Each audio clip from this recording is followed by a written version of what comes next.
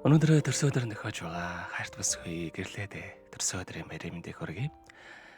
Гэрэл засруулан энхэн орчлонд хүрэлцэн ирсэн гэгээлэг сайхан энэ өдрийн баярын мэндийг гинэ онгорч хамдаа хүргэж байна.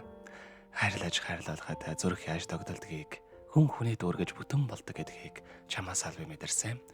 Энэ амьдралд хайрын чамтайгаа уулзсандаа үнэхээр их жаргалтай байдаг шүү.